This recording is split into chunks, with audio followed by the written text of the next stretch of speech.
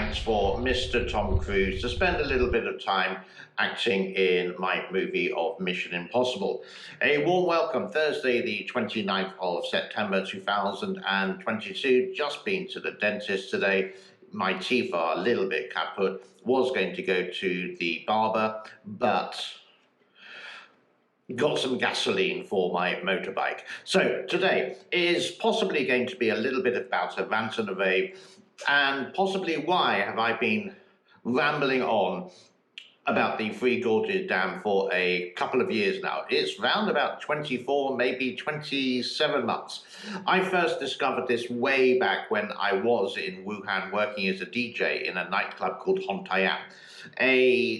Translated, it means Red Sun Disco.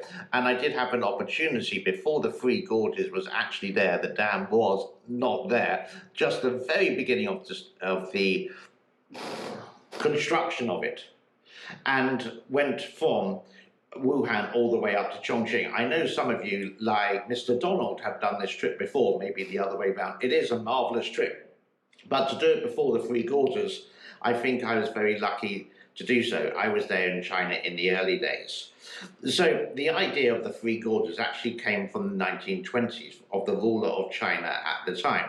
And it was Mao who actually wanted to do it, but just didn't have the funds or the cooperation of international resources to actually do it. And it was only when China reopened, and it started to came about again in 1984 that the Three Gorges Dam said, we are going to do it. Everything, like you could say, in many countries has to go through some kind of congress. In China, it's usually like 99%. They say yes, yes, yes, because if you say no, then you're ousted and you're not a Chinese Communist Party member. You say, oh, you don't agree, blah, blah, blah, blah. It's the biggest membership in the world of atheism. I think you can't be part of the Chinese Communist Party without not believing in God. They are going to look so stupid when they go to hell. So in 84 it was decided, and in 94, and it was like 66% said yes, and the other remaining percent, like 33%, said no way, and one or two did abstain from the actual vote. But regardless of that, it doesn't matter, this vote, it goes ahead as normal. There were many, not necessarily protests, but lots of people who were with the environment were saying no.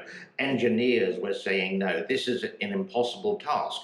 But at that time, China didn't actually have a really big thing.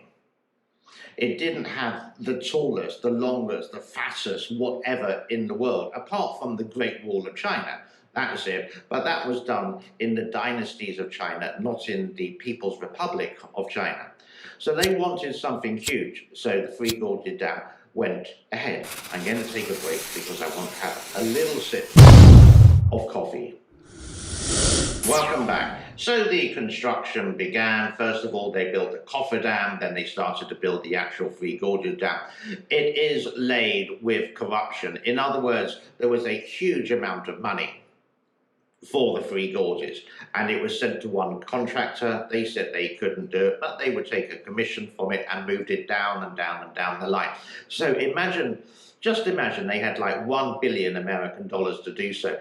The actual cost of the build was possibly less than half of that amount, because that's the corruption. And even the Three Gorges Corporation CEO would actually say, there was a small bit in there.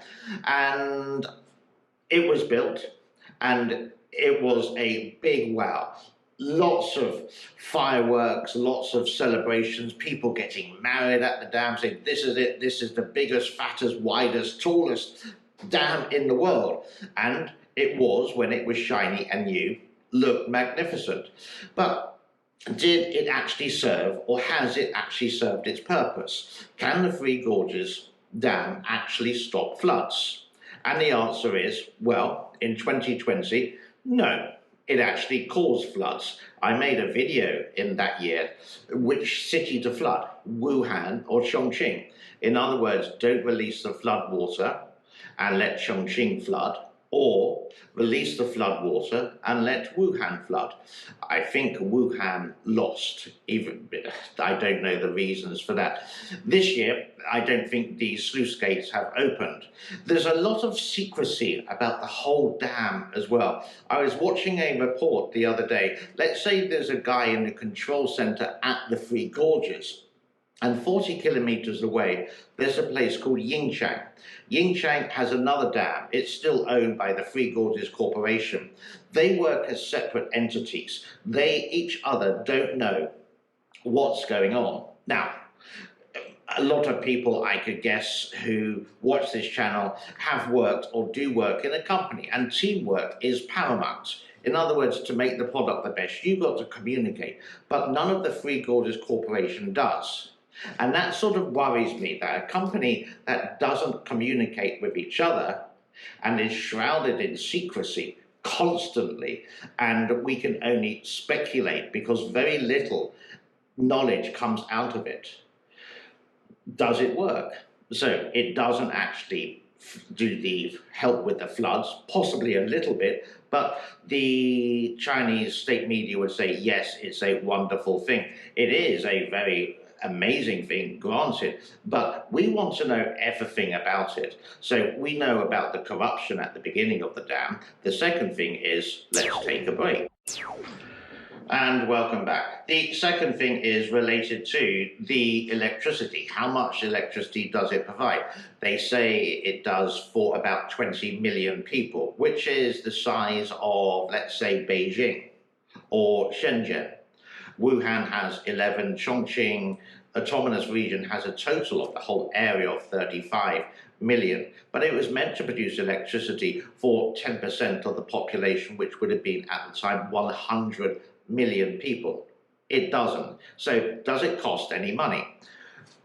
Sorry, does it make any money? Well, if people look at their water tax very, very carefully, they are still paying, even though it's been paid for. Yeah, they're still paying for the Three Gorges Dam. They're paying for the hydropower systems in China. Even though they may be making money, people's water tax is put in that. It may be a tiny amount. It may be like half an RMB. But multiply that for the people who do pay tax in China, you could say, I don't know, 800 million people. Wow, it's a big money spinner. And who gets the money? Well, obviously it goes into the 5 richest families in China who near enough do control it, but that's another topic entirely.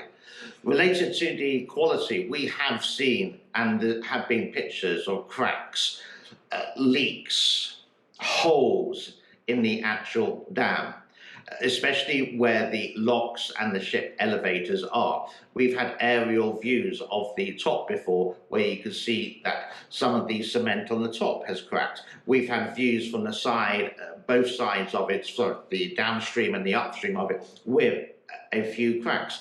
Now, we've gone into that in detail over quite a few times in a couple of years. And is this a problem? Is it just going to take one big flood when it goes over 185 meters tall? That is the height of the Three Gorges Dam, and the safety level maximum is 175. But in 2020, there were eyewitness reports that there was an overspill on the dam, more like waves lapping against the barrier itself, but it did, and that was the first time.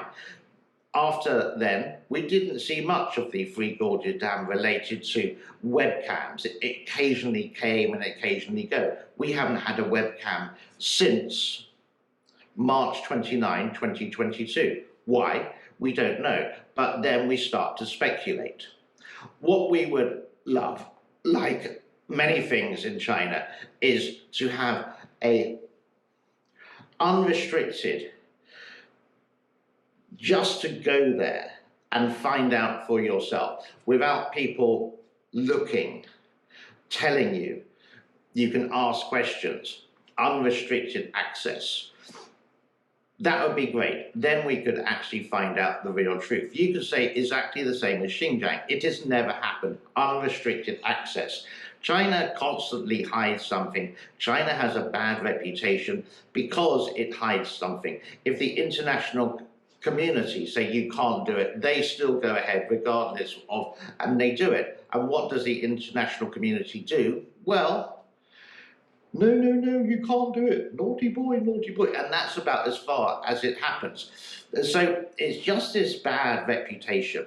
And I would also like to stipulate this all happened when Xi Jinping took power. Before that, yes, it was a communist country. There were many things that you could and couldn't do. But I would say people were a lot happier before Xi Jinping. He's like the Mao of the 21st century. And when you get some stories like a couple of days ago that he's been under house arrest, you kind of say, oh, I wish that would happen. The Communist Party of China won't disappear. It will not disappear. But it needs not to have Xi. It needs to have an open-minded person in charge, like a Chinese Donald Trump. And China will exceed, and it will change the tables. People will start to respect China once it admits its mistakes, once it stops hiding secrets on certain matters, like, again, Xinjiang, or Tibet, or southern Mongolia, or whatever. These things that we only know a little bit about. Once that all changes, and we have that honest communication, then China will be a brilliant place. And I would say that people in China really want that.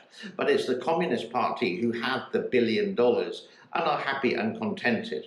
Remember, in China, it's the People's Republic, or it's the Communist Party first, or it's Xi and his 5 very rich families first, followed by the Communist Party, and then the people are last. So really, is it the People's Republic of China? It's just a name. I have rambled on for long enough, but I do hope you find it interesting, some facts and figures about the Three Gorges Dam, and I will hopefully will see you here tomorrow. God willing, thank you so much for your time. My name is James. Bye-bye for now.